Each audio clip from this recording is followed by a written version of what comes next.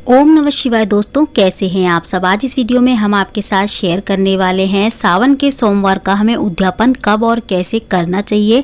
सावन के सोमवार का उद्यापन करना कितना ज़रूरी होता है। देखिए, सावन के सोमवार हो या कोई भी व्रत हो, उसमें उद्यापन के बिना सारे व्रत संकल्प अधूरे होते हैं, इसलिए उद्यापन करना हमें बहुत ज़रूरी होता है। तो उद्यापन हमें कब करना है, कैसे करना है, उद्यापन के लिए हमें कौन कौन सी सामग्री पहले से ही ला के रखनी है, कौन सी दान करनी है, कब दान करनी है, किसे दान करनी है, ये सारी जानकारी इस वीडियो में मैं आपके साथ स्टेप बाय स्टेप शेयर करने वाली हूँ। तो देखिए फ्रेंड्स, उद्यापन के लिए ना, जब सावन के सोमवार के, अगर आपने खाली सावन के सोमवार के व्रत रखे हैं तो आपको जो चौथा सोमवार होगा, अभी तीसरा सोमवार आने वाला है, चौथे सोमवार को आपको प्रदोष काल में उद्यापन करना होगा। सारी चीज़ें पूजा वगैरह करनी होगी। और आपने जिन्होंने पूरे सावन के महीने के व्रत रखे हैं वो पूर्णिमा वाले उद्यापन करें। जिन्होंने 16 सोमवार करे हैं वो 16वें सोमवार को करें सावन के महीने में ना। उद्यापन के समय हमें जैसे हम पूजा करते आए हैं शुरू से, वैसे ही हमें पूजा करनी है। एक शिवलिंग बनाना है। अगर आपके पास धातु का शिवलिंग है तो आप उनका भी अभिषेक कर सकते हैं, नहीं तो आप इस तरीके से पार्थिव शिवलिंग मिट्टी का बना लें घर में और विधिवत पूजा करें। देखिए, अगर आप डेली मंदिर में जाके सुबह शाम पूजा करते थे तो मंदिर में जाके भी आप उद्यापन कर सकते हैं, नहीं तो आप घर में पूजा करते थे तो घर में भी शाम को कर सकते हैं। लेकिन मंदिर में ना पॉसिबल नहीं हो पाता, भीड़ भाड़ रहती है विधिवत पूजा करना, तो फिर घर में ही हम विधिवत पूजा करेंगे। तो हमें यहाँ पे मिट्टी का शिवलिंग बना के उनको स्थापित कर देना है चौकी पे। उसके बाद हमें माता पार्वती, भगवान शिव, पूरा शिव परिवार की एक प्रतिमा लेनी है, उनको भी चौकी पे विराजमान करना है। चौकी लगाने के बाद चौकी पे आप पीले, लाल या हरे रंग का वस्त्र बिछा लें। उसके बाद हमें शुद्ध जल का लोटा लेना है, जिसमें हल्का सा हमें गंगा जल डालना है।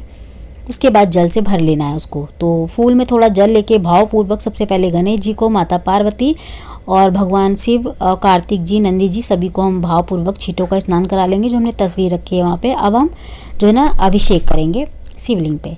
तो शिवलिंग पे भी देखिए वैसे सभी विराजमान होते हैं, गणेश जी, कार्तिक जी, नंदी जी और अशोक सुंदरी, पूरा शिव परिवार ही होता है। तो हम सबका पूजन वैसे कर सकते थे, लेकिन अगर हम अलग से भी करेंगे माता पार्वती वगैरह को, अगर आपके पास प्रतिमा नहीं है तो आप मिट्टी की माता गौरी गणेश बना लें। जैसे हमने शिवलिंग बनाए हैं वैसे ही आप माता गौरी भी बना सकते हैं। यहाँ पे हम देखिए सबसे पहले शुद्ध जल गंगा जल से अभिषेक करेंगे। उसके बाद सबसे पहले दूध से अभिषेक करेंगे। दूसरे नंबर पे हमें घी से अभिषेक करना है, थोड़ा सा घी डालना है देसी। उसके बाद तीसरे नंबर पे हमें शहद से अभिषेक करना है। उसके बाद हमको जो है ना दही से अभिषेक करना है, फिर चीनी से, उसके बाद फिर शुद्ध जल से। ठीक है, तो हमें इस चीज़ का ध्यान रखना है किससे पहले करना है। देखिए, पहले मैंने दूध से करा है, फिर घी से, फिर शहद से, फिर दही से, फिर चीनी से लास्ट में। अगर धातु के शिवलिंग है तो चीनी से अभिषेक करने के बाद अब थोड़ा सा शिवलिंग को रगड़ दें, चमक आ जाती है। यहाँ पे हम अच्छे से अब जल डालेंगे। शिवलिंग पे बिल्कुल भी दूध, दही, शहद, शक्कर कुछ नहीं होना चाहिए, साफ़ हो जानी चाहिए शिवलिंग। हमें अलग बर्तन में रख लेने हैं शिवलिंग। उसके बाद पूजा शुरू करनी है। पानी वाले बर्तन में ही हमें, जल वाले बर्तन में जो हमने अभिषेक करा है उसमें ही हमें पूजा नहीं करनी, क्योंकि सारे भोग प्रसाद सब गीले हो जाते हैं। तो हमें है ना अलग से बर्तन में रख लेने हैं शिवलिंग, उसके बाद पूजा शुरू करनी है। तो यहाँ में हमने गणेश जी को सबसे पहले वस्त्र रूप कलावा चढ़ा दिया है। अब हम जो है ना शिवलिंग पे वस्त्र रूप कलावा चढ़ा देंगे। पूरे शिव परिवार को हम कलावा चढ़ाएंगे।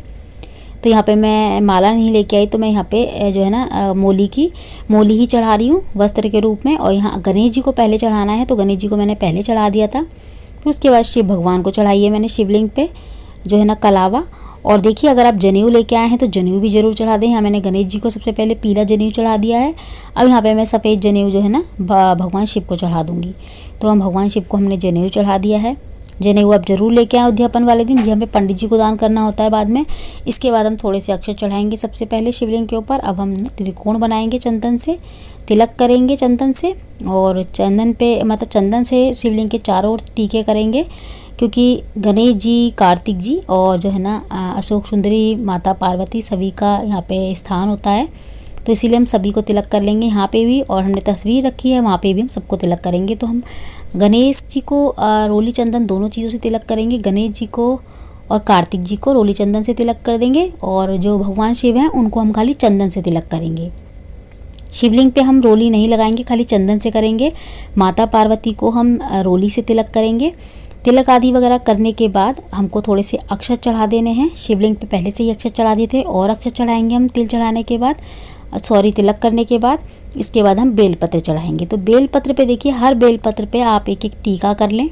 चंदन से तिलक मतलब कर लें, या फिर ओम भी लिख सकते हैं। आप 5, 11, 21 या फिर 108 बेलपत्र चढ़ा सकते हैं। अगर आपकी कोई मन्नत है, अपने मन्नत के साथ ही व्रत रखे थे, तो 108 जो है ना बेलपत्र चढ़ाएं, उन पे ओम नमः शिवाय लिख लें या ओम लिख लें खाली। अगर आपको बेलपत्र नहीं मिलते तो कम से कम 7 बेलपत्र आप जरूर चढ़ाएं उद्यापन वाले दिन। उसके बाद 7 मैंने जो समी के पत्ते चढ़ा लिए हैं। धतूरे वगैरह अगर आपको मिल जाए, जितनी भी शिव भगवान की प्रिय चीज़ें होती हैं, धतूरा वगैरह, वो सारी चीज़ें अगर आपको मिल जाए तो सब चीज़ें चढ़ाएं। नहीं मिलती तो जो भी आपको मिले वो चढ़ा दें। कम से कम समी के पत्ते या फिर बेलपत्र ज़रूर चढ़ाएं। इसके बाद हम फूल चढ़ा देंगे। सभी को हमने फूल चढ़ा दिए हैं। अब यहाँ पे हम काले तिल चढ़ाएंगे, ज़्यादा नहीं, काले तिल अब 1 चुटकी हम चढ़ा देंगे शिवलिंग के ऊपर। काले तिल चढ़ाने के बाद देखिए, अगर आपके पास भस्म है, अबीर है, तो आप वो भी चढ़ा सकते हैं शिवलिंग पे। यहाँ पे मेरे को भस्म तो मेरे पास थी, मैंने चढ़ाई थी, लेकिन अबीर नहीं मिला था तो मैंने अबीर नहीं चढ़ाया। यहाँ पे मैंने काले तिल चढ़ा दिए हैं। जो आपको मिल जाए वो आप चढ़ा दें श्रद्धा भाव से। उसके बाद हम भोले बाबा और माता पार्वती को इत्र भी लगाएंगे, इत्र चढ़ा देंगे। उसके बाद यहाँ पे फिर मीठे में अब बतासे, गुड़ या फिर कोई और मिठाई चढ़ा सकते हैं, या घर में बनाई हुई जो भी आपने घर में पकवान बनाया हो लास्ट सोमवार उद्यापन के लिए, वो आप सारी चीज़ें यहाँ पे चढ़ा सकते हैं। पूड़ी, खीर ज़रूर बनाएं आज के दिन, उद्यापन वाले दिन आप चावल की खीर ज़रूर बनाएं चढ़ाने के लिए भगवान शिव को, और उसी से अपने व्रत का पारण भी कर सकते हैं बाद में। यहाँ पे देखिए मैंने गुड़ चढ़ा दिया है और इसके बाद मैंने केले चढ़ा दिए हैं। अब मैं माता पार्वती को वस्त्र मतलब साड़ी चढ़ा रही हूँ, वस्त्र चढ़ा रही हूँ। यहाँ पे देखिए, अगर आपके पास साड़ी नहीं है तो एक रुमाल भी चढ़ा सकते हैं आप। और यहाँ पे मैं भगवान शिव को एक अंगूछा चढ़ा रही हूँ। उद्यापन के दिन उद्यापन का सामान जो हो ना, आप पहले से ही ले आएँ। देखिए, मैं ये नहीं कहती कि आप साड़ी चढ़ाएँ, आपके पास नहीं है तो आप रुमाल भी चढ़ा सकते हैं। दोनों को एक एक, भगवान शिव को, माता पार्वती को लेडीज़ रुमाल और भगवान शिव को जेंट्स रुमाल ले आए एक एक, वो चढ़ा दें। माता पार्वती को श्रृंगार की चीज़ें चढ़ा दें, जैसे चूड़ी और सिंदूर रख सकते हैं माता पार्वती के लिए श्रृंगार की चीज़ों में। आप कम से कम 2 चीज़ें जरूर चढ़ाएं। अगर आप पहले व्रत वाले दिन नहीं चढ़ाई श्रृंगार की चीज़ें, तो लास्ट व्रत में उद्यापन वाले दिन आप श्रृंगार की चीज़ें जरूर चढ़ाएं। देखिए, अगर आपके पास है तो आप जरूर चढ़ाएं, नहीं है तो कोई बात नहीं, जितना आप पे है उतना चढ़ा दें। है तो आप साड़ी भी चढ़ा सकते हैं, अंगूछा चढ़ा सकते हैं, या पैंट कमीज का कपड़ा भी रख सकते हैं भगवान शिव के नाम से, स्पर्श करा के हम वहीं पे रख देंगे वहीं। इसके बाद देखिए, चूड़ी हम श्रृंगार भी कर देंगे माता पार्वती को। हम यही नहीं कि हम रख देंगे, खाली चूड़ी चढ़ा दी मैंने 2, थोड़ा सा सिंदूर लगाया। सिंदूर और चूड़ी मैं अपने पास रखूँगी, बाकी की चीज़ें मैं दान कर देती हूँ। यहाँ पे हमने कुछ दक्षिणा भी रखी है। दक्षिणा में आप 51 रुपये, 21 रुपये, 11 रुपये भी रख सकते हैं। यहाँ पे मैंने भोग में, जैसे कि अगर आपने कोई पकवान बनाया हो तो वो रख सकते हैं इसके साथ, जो हमने सामान रखा है दान करने के लिए। उसके साथ आप पूरी थाली लगा के रख सकते हैं पकवान की, नहीं तो आप खाली केले और एक दूध की थैली भी रख सकते हैं, या दही, दूध, जो भी आप चढ़ाते आए हैं पूरे सावन के महीने, वो आप दान कर सकते हैं। यहाँ पे सामान के साथ, जो दान करने वाला सामान है ना, उसके साथ। देखिए, शुरुआत में हमको ना उद्यापन का, जैसे हम व्रत शुरू करते हैं, संकल्प लेते हैं, वैसे ही हमें जो है ना संकल्प भी लेना होता है हर चीज़ का, तो संकल्प भी आप ज़रूर लें। और यहाँ पे देखिए, जैसे कि मैंने साड़ी और अंगूछा रखा है, तो आप यहाँ पे रुमाल और जो है ना 2 रुमाल और माता पार्वती के लिए, भगवान शिव के लिए, और श्रृंगार की चीज़ें और केले रख के जो है ना बाद में उद्यापन का करके दान कर सकते हैं यहाँ पे। इसके बाद हम आरती कर लेंगे चढ़ाने के बाद सारी चीज़ें। आरती करने के बाद हम आरती दिखा देंगे सभी को। आप चाहें तो अलग से भी आरती कर सकते हैं कपूर वगैरह से। इसके बाद हम सीधे हाथ में थोड़ा सा जल लेके, जब हमारी पूजा हो जाए, सारी चीज़ें हम चढ़ा दें, जल लेके 2 बार इस तरीके से वारेंगे चौकी के चारों ओर, और हाथों से हाथ जोड़ के चुचकार लेंगे इसको ना। अब हमने मनस दिया है, ठीक है, चौकी पे ही हमने मनस दिया है सामान को। इसके बाद जब तक दिया जलेगा, हमें ये चीज़ें कुछ भी नहीं छेड़नी। दिया जैसे ही शांत हो जाएगा, उसके बाद ये सारी सामान हम मंदिर में दान दे आएंगे। हमें ना उद्यापन शाम को प्रदोष काल में करना है, दिन में नहीं करना है, सुबह नहीं करना है, शाम को करना है। पूरे दिन का व्रत करना है जैसे आप करते आ रहे हैं।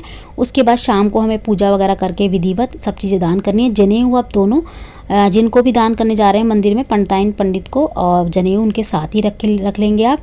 भोग प्रसाद में, भोग में हमने जो भी चढ़ाया है वो हम सभी में घर में ही बांट देंगे। और देखिए, शिवलिंग को हमें अगले दिन सुबह विसर्जन करना है, तुरंत रात में विसर्जन नहीं करना है। और जो देखिए, जैसे कि हमने जो दान करने वाली चीज़ों के साथ जो भी खाने पीने की चीज़ रखेंगे, अगर आपने थाली रखी है तो थाली, केले या दूध, दही रखा है तो वो सारी चीज़ें हम दान करके आ जाएंगे पूजा के थोड़ी देर बाद। ठीक है, तो ये सारी चीज़ें आप मंदिर में भी दान कर सकते हैं। आप एक अपने पंडित जी को, पंडिताइन को, या किसी मान को भी दे सकते हैं। सारी चीज़ें जो आपका कोई मान हो उनको भी ये दे सकते हैं। ज़रूरी नहीं है कि पंडित पंडिताइन को ही दे के आएँ, आप किसी अपने मान को, बड़े को दान कर सकते हैं। बस हमें मायके में किसी को नहीं देना होता, ससुराल में हम अपने बड़े को दे सकते हैं। और देखिए जो हमने माता पार्वती को सुहा के चीज़ें चढ़ाई थी ना, जैसे 2 चूड़ी, सिंदूर, वो आप अपने लिए रख लें, अपने पास रख लें, माता रानी का आशीर्वाद समझ के बाकी की चीज़ें दान कराएं। तो आज की वीडियो में इतना ही। जय माता दी, राधे राधे, ओम नमः शिवाय। इसके अलावा कुछ भी जानना हो तो आप मुझसे कमेंट करके पूछ सकते हैं, मैं आपके हर सवाल का जवाब जरूर दूंगी।